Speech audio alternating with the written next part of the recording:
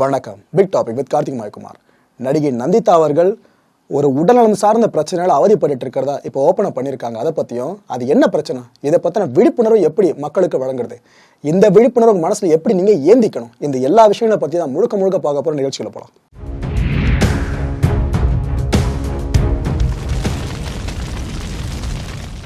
இந்த திரையில் தெரிகிற நடிகைக்கு பெருசாக அறிமுகமே வேண்டாம்னு நினைக்கிறேன். எல்லாருக்கும் பரிச்சயமான ஒரு நடிகை தான். இவங்க பேர் நந்திதா ஸ்வேதா. இவங்க கர்நாடகா பூர்வீகமாக கொண்டவங்க. இவங்க முதல்ல அறிமுகமான சினிமா படம்னு பார்த்தீங்கன்னாலும் அதுவும் கன்னட படம் தான்.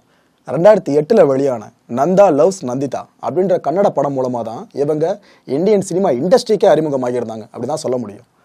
ஆனால் ஒரே இண்டஸ்ட்ரியிலேயே நிலச்சி நிற்க முடியாதுல்ல, போட்டி அந்தளவுக்கு இருக்குல்ல. அதுவும் வாய்ப்புகள் மற்ற இண்டஸ்ட்ரியிலேருந்து வந்துச்சுன்னா கண்டிப்பாக நடிகைகள் அந்த வாய்ப்பை பயன்படுத்திப்பாங்க. அந்த வகையில் தமிழில் இவங்களுக்கு அட்டக்கத்தி படத்தில் நடிக்கிறதுக்கு வாய்ப்பு கிடைச்சிது. பாரஞ்சித் அவர்களோட படம், அதுவும் மெகா ஹிட் அடித்த படம். இப்போ வரைக்கும் நிறைய பேர் அந்த படத்தை போட்டு பார்த்து ரசிச்சுக்கிட்டு இருக்காங்க. அப்பேற்பட்ட ஒரு படைப்பு. அதில் இவங்க முக்கியமான ரோல் ப்ளே பண்ணியிருப்பாங்க. நல்லா பேசப்பட்ட ரோல் வேறு அது. நிறைய பேர் அந்த படம் சார்ந்து ரஞ்சித் அவர்களையும் நடிகர் தினேஷ் அவர்களையும் எந்த அளவுக்கு பாராட்டினாங்களோ அதுக்கு இணையாக இவங்களையும் பாராட்டினாங்க. அம்மா நல்லா யதார்த்தமாக நடிச்சிருக்கம்மா, சூப்பராக இருக்குமா அப்படின்னு சொல்லிட்டு. இந்த படத்தினால இவங்களோட பேரை பார்த்தீங்கன்னா அட்டக்கத்தி நந்திதா இப்படி மாற்றம் அடைஞ்சுது. அந்த படம் அவ்வளோ பேசப்பட்டிருக்கப்ப பாருங்கள். இதுக்கப்புறம் உங்களுக்கு தமிழில் நிறைய வாய்ப்புகள் குவிய ஆரம்பிக்குது. குறிப்பிட்டு சொல்லணும்னா முண்டாசுப்பட்டி, புலி, எதிர்நீச்சல், இதற்குத்தானே ஆசைப்பட்டாய் பாலகுமாரா. ஆக்சுவலாக இவங்க நடித்த தமிழ் படங்கள்லேயே பர்சனல் ஃபேவரட்னு பார்த்தீங்கன்னா இந்த படத்தை சொல்லாங்க. சூப்பராக இருக்கும். இதற்குத்தானே ஆசைப்பட்டாய் பாலகுமாரா. அந்த கேரக்டர் நேம் இருக்குல்ல, குமுதா, அது ஆக்சுவலாக ஒரு ட்ரெண்டிங் டயலாகவே மாறிடுச்சு. நிறைய பேர் வீடியோவை அதை பேஸ் பண்ணியே போட ஆரம்பித்தாங்க. இப்படி தமிழ் உங்களுக்கு வரவேற்பு பெருசாக இருந்துச்சு. ஆனால் ஏற்றம்னு ஒன்று இருந்தால் இறக்கம்னு ஒன்று இருக்கும்ல. இதுக்கப்புறம் உங்களுக்கு சருன்னு பட வாய்ப்புகள் குறைய ஆரம்பிச்சது. உடனே அவங்க சமயோஜிதமாக என்ன பண்ணாங்க, தெலுங்கு சினிமா இண்டஸ்ட்ரி இருக்குல்ல, அந்த பக்கம் கவனத்தை செலுத்த ஆரம்பிச்சாங்க. அதில் தனக்கு வாய்ப்புகள் கொஞ்சம் குவிகிற விஷயத்த அவங்க நல்லா தெரிஞ்சுக்கிட்டாங்க. நல்ல ப்ராஜெக்டை எடுத்தவங்க பண்ணவும் ஆரம்பிச்சிருந்தாங்க. அந்த வரிசையில் ஹிடிம்பா அப்படின்ற ஒரு தெலுங்கு படம் இப்போ ரிலீஸுக்கு காத்துக்கிட்டு இருக்கு. ஒரு படம் ரிலீஸ் ஆகுது அப்படின்னா அதுக்கு முன்னாடி நிறைய ப்ரொமோஷனல் ஈவெண்ட்ஸ்லாம் நடக்கும்ல, அது போல ஒரு ஈவெண்ட் சார்ந்து ஒரு இன்டர்வியூ நிகழ்ச்சி கண்டக்ட் பண்ணப்படுச்சுங்க. அதில் கலந்துக்கிட்டு பேசியிருந்தது வேறு யாரும் இல்லை, நந்திதா ஸ்வேதா அவர்கள் தான். அப்போ யாருமே எதிர்பார்க்காத ஒரு விஷயத்தை அவங்க ரிவீல் பண்ணாங்க. ஆக்சுவலாக சமீப காலமாக நிறைய நடிகைகள் பொது வெளியில் தங்களுக்கு இருக்க பிரச்சனைகளை பற்றி பேச ஆரம்பிச்சிட்டாங்க. அந்த வகையிலும் இதை பார்க்கலாம். இல்லைன்னா ஒரு சிலர் விமர்சனத்தை முன் வைப்பாங்களே, ஏன்பா படம் ப்ரொமோஷனுக்காக இது போலாம் பேசுகிறாங்கப்பா, நீங்கள் எப்படி எடுத்துக்கிறீங்க இந்த விஷயத்தை அப்படின்றது தான் உங்களோட கேரக்டர் புரிஞ்சுக்கிங்க. ரைட்டு. அந்த இன்டர்வியூவில் என்ன சொன்னாங்கன்னா, I am suffering from fibromyalgia அப்படின்ற பிரச்சனையை பற்றி சொல்லியிருந்தாங்க. இது ஆக்சுவலாக ஒரு உடல்நலம் சார்ந்த பிரச்சனை. அதனால் தான் தவிக்கிற விஷயத்த அவங்க அந்த இன்டர்வியூவில் ஓப்பனாக பண்ணி சொல்லியிருந்தாங்க. மேலதிகமாக பார்த்தீங்கன்னா, தசை கோளாறால் நான் தவிச்சுக்கிட்டு இருக்கேன். உடல் எடையில் எனக்கு அடிக்கடி ஏற்ற இறக்கங்கள் வந்துக்கிட்டே இருக்குது. சின்ன வேலை நான் செஞ்சால் கூட, அதாவது மற்றவங்களாம் செய்கிற வேலை சாதாரண வேலையாக இருக்கும், அதை நான் செஞ்சால் கூட என்னோடய தசைகள்லாம் பயங்கரமாக வலிக்க ஆரம்பிக்குது. அந்த அளவுக்கு இது தீவிரமான பிரச்சனையாக நான் கருதிக்கிட்டு இருக்கேன். உடம்பு முழுக்க இது இப்போ பரவ ஆரம்பிச்சு லிட்டரலாக கடந்த 3 வருஷங்களா நான் ரொம்பவே சிரமப்பட்டுட்டு இருக்கேன். திரையில் நடிக்கிறவங்களாம் இருக்காங்களே, அவங்களுக்கு இன்வெஸ்ட்மெண்ட்டே பார்த்தீங்கன்னா அவங்களோட குரலும் அவங்களோட வெளிப்புற தோற்றம் தான். ஒரு நடிகைக்கு ஆப்வியஸாக எது இன்வெஸ்ட்மெண்ட் கண்டிப்பாக ஒன்று புரிஞ்சிருக்கும், அந்த அப்பியரன்ஸ் வெளிப்புற தோற்றம் தான். அதை சரியாக மெயின்டைன் பண்ணணும் அப்படின்றதுக்காகவே நிறைய பேரும் உடற்பயிற்சி செய்வாங்க. அதில் ஒரு சில நடிகைகள் ரொம்ப தீவிரமாகவே இறங்கி செய்வாங்க. அதுமாரி இந்த கடினமான உடற்பயிற்சி இருக்குல்ல, இது கூட என்னால் செய்ய முடியாமல் நான் தவிச்சுக்கிட்டு இருக்கேன். சாதாரண உடல் அசைவுகளுக்கு என் உடம்புல வலி அதிகமாக ஏற்படுது, ரொம்ப கஷ்டப்படுறேன் அப்படின்னு ரொம்பவே உருக்கமாக பேசியிருந்தாங்க. இன்னொரு பக்கம் எனக்கு சரியாக தூக்கம் வர மாட்டேதுங்க. ஒரு பக்கம் உடம்பு சார்ந்த இந்த பிரச்சனை, இன்னொரு பக்கம் சரியாக தூக்கமே இல்லை. இந்த ஹிடிம்பா படத்துக்காக நான் உடல் எடையை குறைக்க நேரிட்டுச்சு. நான் அதையும் பண்ணேன். இந்த வழியை பொருட்படுத்தாமல் நான் அதையும் பண்ணேன். ஒரு வழியாக வெற்றிகரமாக அந்த படத்தில் நடித்து முடிச்சிட்டேன். அந்த படம் தான் இப்போ ரிலீஸ் ஆக போகுதுங்க அப்படின்னு சொல்லி முடிச்சிருந்தாங்க. நந்திதா அவர்களுக்கு இந்த ஒரு பிரச்சனை இருக்கா இல்லையா, இந்த விவாதத்துக்குள்ளே நம்ம போக வேணாம். அப்பேற்பட்ட ஒரு பிரச்சனை உண்மையிலேயே இருக்கான்னு கேட்டிங்கன்னா அது இருக்குங்க. இந்த நந்திதா அவர்கள் சார்ந்த இந்த செய்தி வெளியாக இருக்குல்ல, இது போல் அந்த ப்ராப்ளமில் அவங்க தவிக்கிறாங்கன்னு சொல்லிட்டு இதை மையமாக வச்சு உங்களுக்கு அந்த குறிப்பிட்ட ஃபைப்ரோமயால்ஜியா இருக்குல்ல, இதை பற்றி விழிப்புணர்வு சார்ந்த தகவல்களை கொடுக்குறேன். எல்லாரும் கொஞ்சம் விழிப்புணர்வோடு இருக்கிறது நல்லது. அந்த ஒரே ஒரு காரணத்துக்காக மட்டும்தான். ஓகே, இந்த ஃபைப்ரோமயால்ஜியா அப்படின்றது ஒரு கிரானிக் டிஸார்டர் அப்படின்னு சொல்லுவாங்க. இதை ஆக்சுவலாக லாங் லாஸ்டிங்காக வகைப்படுத்துவாங்க. ஏன்னா கிரானிக்னு வந்துட்டாலே அந்த டேர்ம் சொல்கிறது லாங் லாஸ்டிங் தான். நாட்பட்ட அளவுக்குங்க. 1 மாதத்தில் க்யூர் ஆகிடும், 2 மாதத்தில் க்யூர் ஆகிடும் சொல்லவே முடியாது. எப்போ க்யூர் ஆகும்னு சொல்ல முடியாது, க்யூர் ஆகும்னு சொல்ல முடியாது. அப்பேற்பட்ட ஒரு கிரானிக் டிஸார்டர் தான் இந்த ஃபைப்ரோமயால்ஜியா. இதனால் என்ன ஆகுனா, நம்ம உடம்பு முழுக்க வலி உணர்வு ஏற்பட்டுக்கிட்டே இருக்கும். இந்த 2 பார்ட்டு 3 பார்ட் அப்படிலாம் கிடையாதுங்க. உடம்பு முழுக்கவே சிவியரான பெயின் இருக்குன்றாங்க. நமக்கு லேசா ஒரு பெயின் இதுக்கு முன்னாடி இருந்தது, இந்த ஃபைப்ரோமியல்ஜியா தாக்கத்தை நம்ம உட்பட்ட பிறகு அந்த லேசான வலி கூட அதிகப்படியான வலியா மாறும். இதையே தான் அந்த நடிகை சொல்லியிருந்தாங்க. தீராத சோர்வு, தூக்கமின்மை முக்கியமான பிரச்சனைகள் இந்த குறிப்பிட்ட கிரானிக் டிசார்டர்ல. இதையே தான் அந்த நடிகை சொன்னாங்க, தூக்கம் இல்லாமல் தவிக்கிறேன்னு. ஸோ கனெக்ட் உங்களுக்கு கிடைச்சிருக்கும். சின்ன சின்ன காயம் வந்தால் கூட இந்த வலி அதிகமாக ஏற்படுதுன்னு சொன்ன பார்த்தீங்களா, இது போல விஷயங்கள்ல ஏன் நடக்குது, எதுக்கு நடக்குது, இந்த ஃபைப்ரோமியால்ஜியா எப்படி ஒருத்தரை ஆட்கொள்ளுது, இந்த கேள்விக்கான பதிலை தேடி பல ஆண்டுகளா ஆய்வாளர்கள் ஆய்வுகளை முன்னெடுத்துட்டே இருக்காங்க. ஆனால் ஒரு கசப்பான உண்மை என்னன்னா, இந்த ஃபைப்ரோமியால்ஜியா எப்படி வருதுன்னு ஆய்வாளர்களால் தெளிவாக கண்டுபிடிக்க முடியலங்க. இப்படி ஒரு குழப்பகரமான நிறைய டிசார்டர்ஸ் இருக்குல்ல, அதில் முக்கியமான ஒன்று தான் இந்த ஃபைப்ரோமியால்ஜியா. இந்த ஃபைப்ரோமியால்ஜியாவை 100% வரைக்கும் க்யூர் பண்ணுவதற்கான மருந்துன்றது இப்போ வரைக்கும் கையில் இல்லை. ஏன்னா கண்டுபிடிக்கவே படலை அப்பேற்பட்ட மருந்து ஒன்று. எக்ஸிஸ்டிங்காக இருக்கும் பார்த்தீங்கன்னா சில மெடிக்கேஷன் ப்ரொசீஜர்ஸ், இன்னொரு பக்கம் ஒரு சில ட்ரீட்மெண்ட் மெத்தட்ஸ். இதைத்தான் இந்த ஃபைப்ரோமியால்ஜியாவில் டாக்டர்ஸ் பயன்படுத்திக்கிட்டு இருக்காங்க. ஸோ 100% க்யூரபிள் இல்லை அப்படின்னா வேறு எப்படிப்பா சர்வை பண்ணுவாங்க இந்த பேஷண்ட்ஸ் அப்படின்னு கேட்டிங்கன்னா, இதனால் பாதிக்கப்பட்டவங்க இந்த தினந்தோறும் வாழ்க்கையே வாழ்வதற்கான இந்த ஒரு சில விஷயங்கள் மேனேஜ் பண்ணுவதற்கான இருக்குது பார்த்தீங்களா, இதுக்கு டாக்டர்ஸால் ஹெல்ப் பண்ண முடியும். இன்னொரு பக்கம் இந்த சிம்டம்ஸ்லாம் இருக்குல்ல, இதெல்லாம் போக்குறதுக்கு டாக்டர்ஸால் முடிஞ்ச அளவுக்கு ட்ரீட் பண்ண முடியும். இவ்வளோதான், help manage and treat the symptoms, இவ்வளோதான் பண்ண முடியும் டாக்டர்ஸால் எந்த ஒரு குறிப்பிட்ட ஃபைப்ரோமியால்ஜியா பொறுத்த வரைக்கும். இதுக்கான ட்ரீட்மெண்ட் பார்த்தீங்கன்னா காம்பினேஷன் ப்ரொசீஜர்ஸ் தான் நடந்துட்டு இருக்கோங்க. அதாவது எக்ஸசைஸ் பண்ணுறது இருக்குல்ல, உடல் அசைவுகள், ஒரு பார்ட்டியாக நம்ம அசைக்கிற விஷயம், அதுக்கு ஃபுல்லாக வேலை கொடுக்கறது. இந்த மூமெண்ட் தெரப்பிஸோ இதுக்குன்னு தனியாக கண்டக்ட் பண்ணுறாங்க. உடல் உறுப்புகள் சார்ந்த அசைவு இருக்கணும்னு சொல்லிட்டு மூமெண்ட் தெரப்பிஸ், இது முதல் ட்ரீட்மெண்ட் ப்ரொசீஜராக வந்துடுது. ரெண்டாவது சைக்கலாஜிக்கல் அண்ட் பிஹேவியரல் தெரப்பி.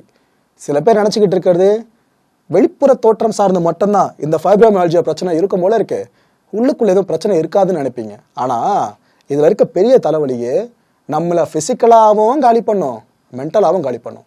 உள ரீதியான ஆரோக்கியம் இருக்குல்ல, அதையும் கை வைக்கும் இது.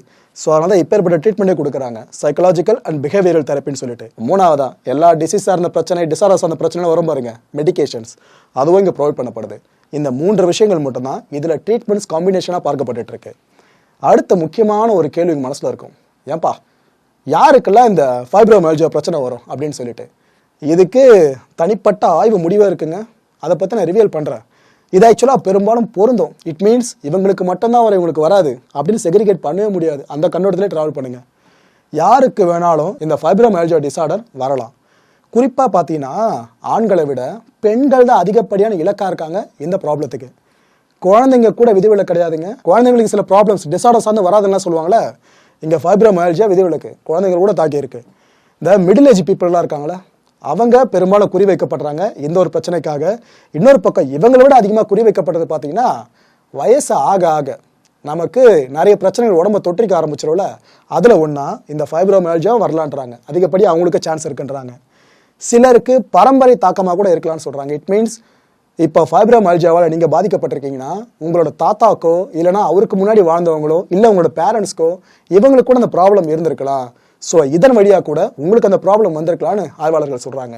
எல்லாமே அசம்ஷன்ஸாக முன்வைக்கப்பட்டாலும் நம்மளுக்கு எண்ட் ரிசல்ட்டாக வந்து கிடைக்கிறது யாரை வேணாலும் ஃபைப்ரோமியால்ஜியா தாக்கும் அப்படின்றது. ஒரு சில ஆய்வாளர்கள் ஒரு முக்கியமான விஷயத்தை கிளைம் பண்ணுறாங்க. அதாவது இந்த ஃபைப்ரோமியால்ஜியா விளைவுகள் இருக்குல்ல, இது சில ஜீன்ஸால் ஒருத்தருக்கு ஏற்பட வாய்ப்புகள் இருக்கிறதா சொல்கிறாங்க. இதோட இந்த விளைவுகளை தீவிரமாக்க தன்மையும் ஒரு சில ஜீன்ஸ் பேட்டர்னுக்கு மட்டும் இருக்கிறதா ஒரு தரப்பு ஆய்வாளர்கள் அடித்து சொல்கிறாங்க. பரம்பரை அல்லாமல் புதுசாக கூட இது தாக்கலான்றாங்க. ஏன்னா சில பேர் என்ன நினச்சிருங்க, உடனே பரம்பரை வழியாக வர்றது போல இருக்கே, நம்ம முன்னோர்களுக்கு இல்லை அப்படின்னா நமக்கு இல்லாமல் போயிடும் அப்படின்னு நினச்சிட்டு இருப்பாங்க. அந்த ஆப்ஷனும் இங்கே இருக்குது. இன்னொரு பக்கம் உங்கள் குடும்பத்தில் யாருக்குமே இதுக்கு முன்னாடி அஃபெக்ட் ஆகாமல் இருந்தாலும் புதுசாக உங்களை அஃபெக்ட் பண்ண வாய்ப்பு இருக்கிறதான்றாங்க. அடுத்த முக்கியமான விஷயம், இந்த ஃபைப்ரோமியால்ஜியா இருக்குது அப்படின்னா ஒருத்தருக்கு என்னென்ன அறிகுறிகளாக தென்படும் அதை பற்றி சொல்கிறாங்க. லிட்ரலாக 13 அறிகுறிகள் வருது. இதில் எல்லா அறிகுறிகளும் ஒரே நபருக்கு இருக்குன்னு சொல்ல முடியாது. இதில் பெரும்பாலான அறிகுறிகள் இருக்கலாம், இல்லைனா பாதிக்கு பாதி அறிகுறிகள் இருக்கலான்னு ஆய்வாளர்கள் சொல்கிறாங்க. மொதல் அறிகுறி பார்த்தீங்கன்னா சோர்வு, ஓகேவா, நாள்பட்ட சோர்வு. அப்படி இல்லைன்னா அதுலேயே சோர்வாக இருக்கிற உணர்வு உங்களுக்கு ஏற்பட்டுக்கிட்டே இருக்கும். ஏன்னா முதலே சொல்லிட்டேன், ஃபிசிக்கலி மட்டும் கிடையாது, மென்டலி இது ப்ராப்ளம் தரக்கூடிய ஒன்று தான் சொல்லிட்டு. ரெண்டாவது அறிகுறி, நீங்கள் என்னதான் ஒரு பொசிஷனில் மாறி மாறி மாறி புரண்டு படுத்தாலும் உங்கள் தூக்கத்தை டிஸ்டர்ப் பண்ணுற மாதிரி சுற்றி ஒரு விஷயமும் இல்லாமல் இருந்தாலும் தூக்கமே வராது. நிறைய பேர் தவிச்சிருப்பீங்க. ஆக்சுவலாக இந்த தூக்கமின்மை கூட இந்த ஃபைப்ரோமியால்ஜியால ஒரு அறிகுறியாக சொல்கிறாங்க ஆய்வாளர்கள். தசை அண்ட் மூட்டு இருக்குல்ல, இங்கே விரைப்புத்தன்மை ஏற்படும் சொல்கிறாங்க. தசைகள் ரொம்ப ரொம்ப மென்மையாக இருக்குமா. பெண்களுக்கு ஆப்வியஸாக மென்மையாக தான் இருக்கும், ஆனால் அதை விட ரொம்ப சென்சிட்டிவான அந்த ஃப்ளஷாக மாறணும் அப்படி இருக்கும். லிட்டரலாக அப்பேற்பட்ட விஷயமும் இதில் ஒரு அறிகுறின்றாங்க. இந்த கை கால் இதில் உணர்வு இழப்புன்றதும் நடக்கும்ன்றாங்க. கூச்ச உணர்வு அதிகரிக்கும்னு சொல்கிறாங்க. கவனம் செலுத்துறது இருக்குல்ல, அதில் சிரமம் ஏற்படுமாங்க. இது சில வழியில் ஏதாவது ஒரு விஷயமா பார்க்கலாம், பட் அதுவும் அறிகுறியாக வருது. இதில் ஒரு விஷயத்தில் நான் ஃபோக்கஸ் பண்ணுறேன் அப்படின்னா அதனால மைண்டை கரெக்டாக செலுத்தவே முடியாதான், அப்படியே ஒரு மாதிரி சுற்றிக்கிட்டே இருக்குமா, அங்கே இங்கேன்னு சொல்லிட்டு. இப்போ ஏற்பட்ட உள சார்ந்த பிரச்சனை இது ஏற்படுத்துமா. தெளிவாக சிந்திக்க முடியாமல் தவிக்கிற ஸ்டேஜுக்கும் கொண்டு போய் விடுமா. அறிகுறி மட்டுமே இதெல்லாம் பண்ணுமா. நினைவாற்றல் இருக்குல்ல, இது குறையதையே நம்மளால் உணர முடியும்னு சொல்கிறாங்க.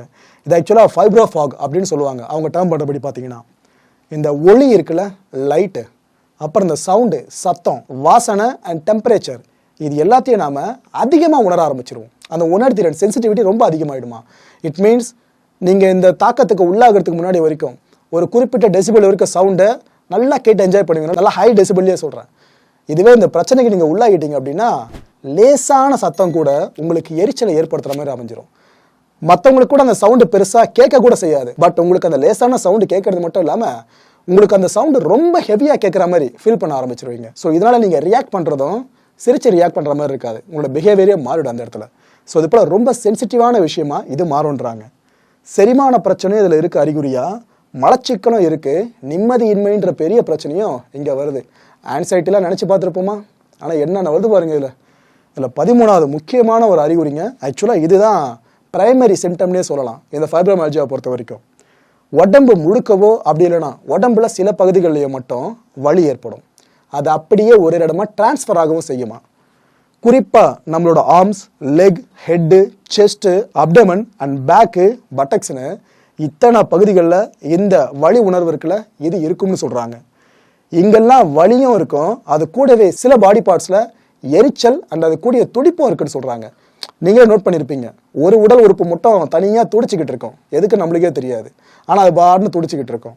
இது போல விஷயம் சைமல்டேனியஸாக தொடர்ந்து நடந்துகிட்டே இருக்குமா. இது போல 13 அறிகுறிகள் இந்த ஃபைப்ரோமைல்ஜியால இருக்கிறதா ஆய்வாளர்கள் சொல்றாங்க. அடுத்த ஒரு முக்கியமான விஷயம் சொல்றது என்னன்னா, இந்த ஒரு குறிப்பிட்ட ஃபைப்ரோமைல்ஜியா இருக்குல்ல, இதை இந்த தரப்புல இருக்கிறவங்களுக்கு, பர்டிகுலரா இந்த தரப்புல இருக்கிறவங்களுக்கு தாக்குற வாய்ப்பு கொஞ்சம் அதிகம்பா. அப்படின்னா if you have any other diseases, உங்களுக்கு மற்ற பிரச்சனைகள் எதனா உடம்புல இருக்கு அப்படின்னா அவங்க இந்த ஃபைப்ரோமைல்ஜியாவோட முக்கியமான குறின்றாங்க. அப்பேற்பட்ட பிரச்சனைகள்னு சொல்லிட்டு ஒரு லிஸ்ட் ஒன்று போட்டிருக்காங்க, 7 பிரச்சனைகள் லிஸ்ட்.